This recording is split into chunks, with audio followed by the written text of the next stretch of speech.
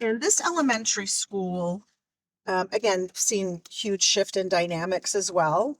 But staff and principals that are pretty open to partnerships. They've had a number of different kinds of projects here. And it's so close to MCC. Like, why would this not be a site where we have lots of activity happening, Right. right? And with K-12 funding, it can be a struggle, So what if you had like a group of students from a science class come and do some cool activities, right? Yeah. Supplement what students are receiving. And so again, pretty typical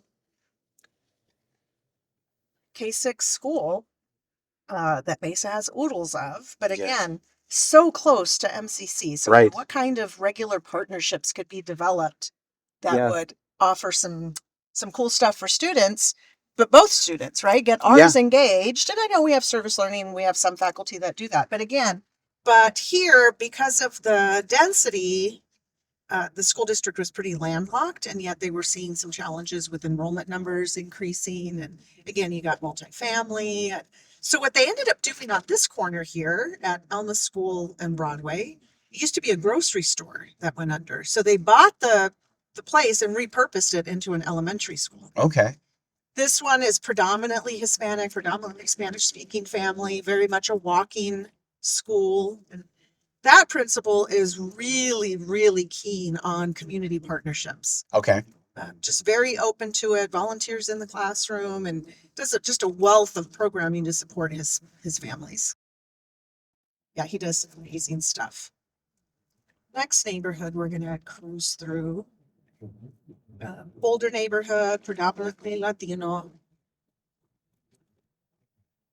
And when I years ago, I used to work for the city of Mesa. Mm-hmm. Did a lot of projects here, and people's sense of place is really strong in some of these communities. And so again, for our staff and faculty to think of where our students come from, if they've grown up in this tight-knit community, and go to a school where it's, again, very tight-knit, very homogenous, and all of a sudden they walk onto Southern and Dobson's campus. It can be Right. such a jarring, Yeah. overwhelming experience. And I think we underestimate how difficult that might be for Average some adjustment. Yeah, for of our sure. community members. Again, lots of great families that live here that have been here for generations, very much involved in politics. I think was Arizona's attorney general for a while. In any event, they named it after him, but it is one of the few that actually has a charter school right here on the campus. Okay. It's the Arts Academy. Serves again a really diverse population. This is another opportunity to create connections. You got a ready-made site here that has a lot of traffic. Right. So how is it that we sort of take advantage of these sites, right? Yeah. Instead of always expecting people to come to us, how do we extend to other folk? And as we cross here, so a lot of the families there will either go to that Arts Academy, which is a charter school, or they'll cross the train tracks here and walk over to this elementary school. So you've got industrial on one side, elementary school on the other. Again, serving a really diverse population. The demographics here have changed significantly over time. I think the last time I checked, there were about 85% Hispanic. Hispanic. Yeah. Majority of students would be qualifying for free and reduced lunch. And Mesa Public Schools is one of the biggest feeders for our college. Good to know who we are serving. There is a string of mobile home communities. And way back in the day, it was primarily retirees, Mm-hmm. but it has really turned into affordable housing for a lot of families. And in this particular area, predominantly Hispanic families, Spanish speaking, there's a migrant parent family program with Mesa Public Schools, led by this fabulous woman who goes out and does community meetings for parents. They'll meet at like the community center of some of these locations. This type of housing has become affordable housing for a lot of families. And they're not large plots, but unfortunately with the housing crisis, a lot of families just rely on any affordable housing that they can find. And so again, think of the sense of place. This is where students come from, and you have a very tight-knit community, and we just expect them to acclimate to our large campus. I know, suddenly, quickly. right?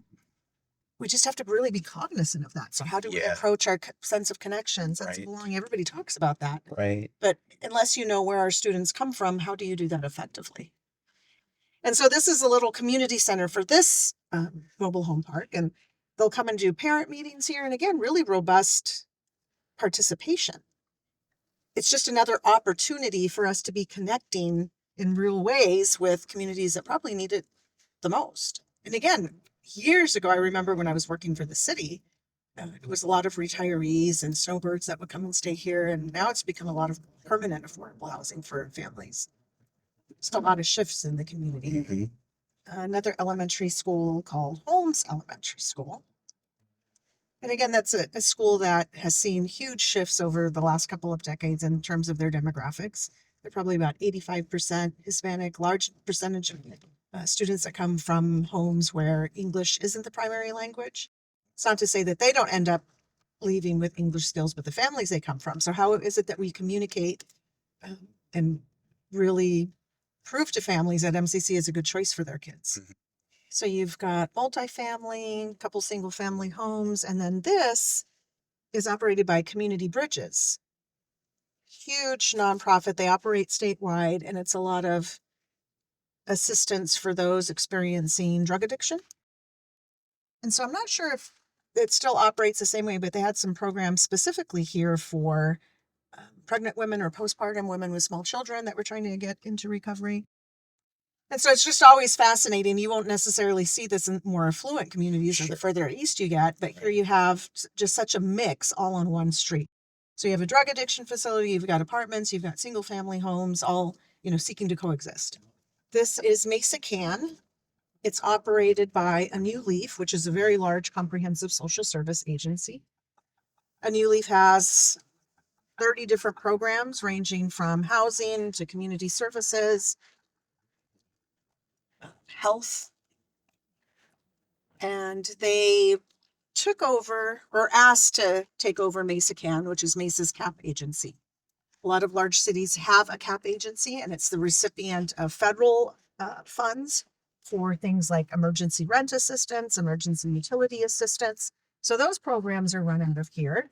I'm on the board for A New Leaf, and one of the things that we talk about quite often and why wraparound services are so important is because people don't present with just singular issues any longer. So the likelihood that someone in a domestic violence program needs help with recareering, getting back on their feet financially. Education is always such a key part of that. And I know a lot of our folks realize that, but I think it's important to, again, get a perspective off the island and all across the spectrum, right? Yeah. We talk about non-traditional students. So adult workforce, adult reentry, people that just need that little help getting recareered, upskilled so that they can be self-sufficient, and then hopefully return to us later, right? When they need next step in their educational journey.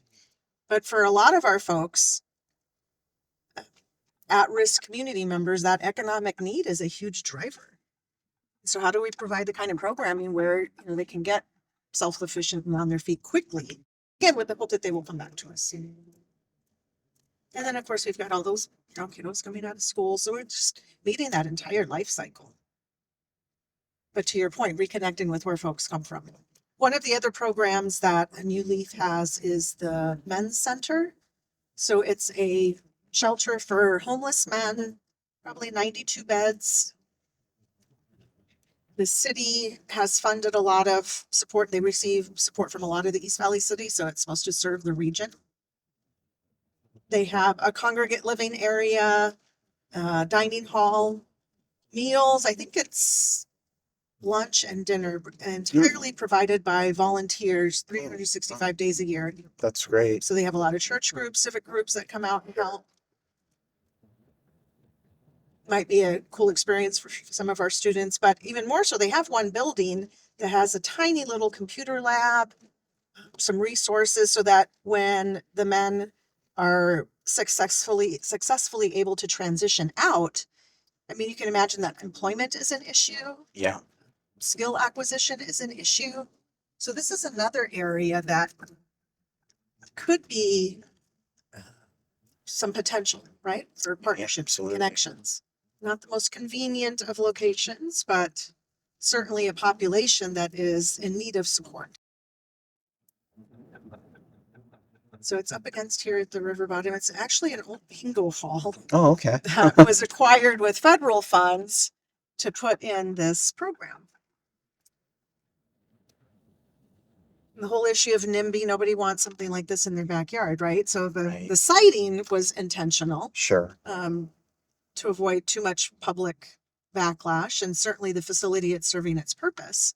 But transportation could be an issue. It's really up here at the edge of nowhere. Right.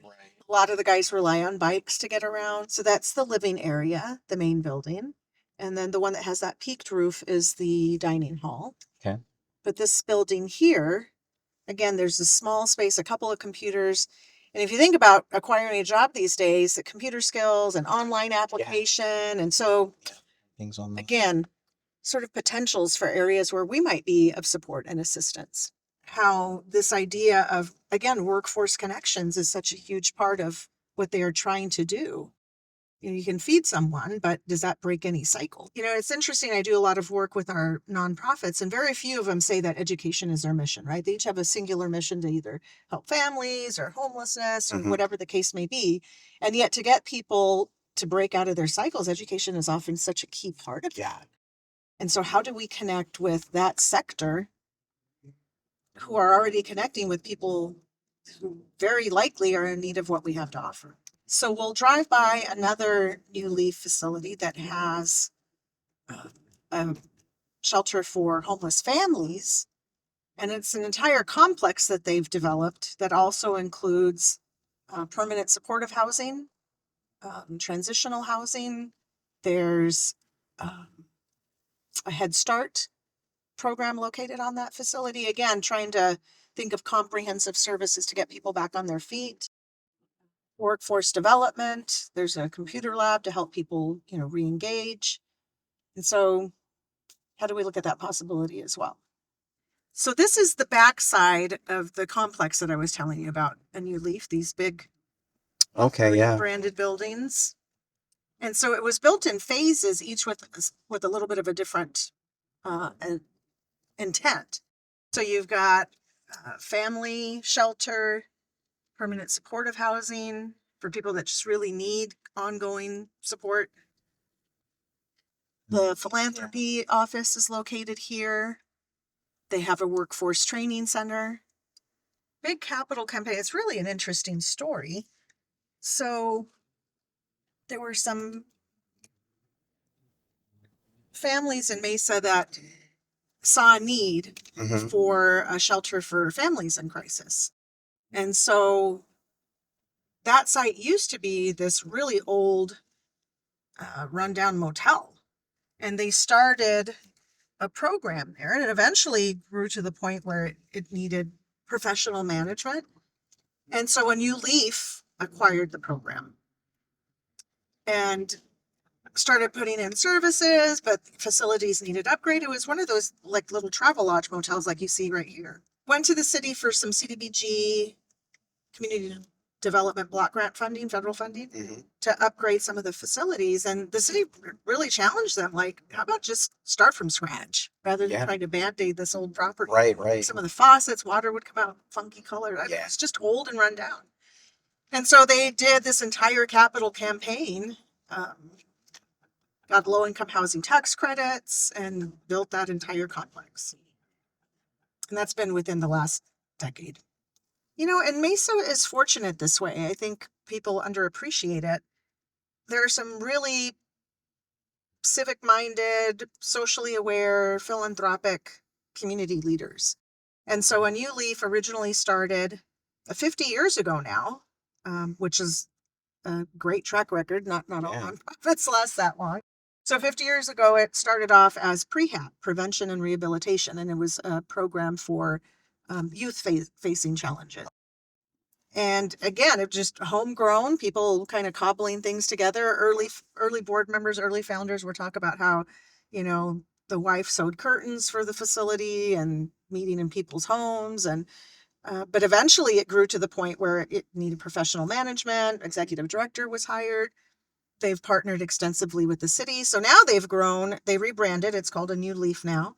30 different programs, including 2 domestic violence shelters, one in Mesa, one on the west side, workforce development programs, community support, a lot of mental health and behavioral counseling services provided at different locations.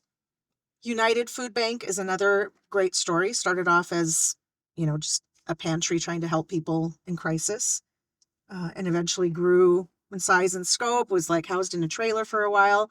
And now it is part of the Feeding America network and its service area. It's still here in Mesa, started in Mesa, still headquartered in Mesa. Their service area is like a quarter of the state. They run up to several tribal communities up north. All right. Well, thank you. Have a great rest of your day. Yeah, you too.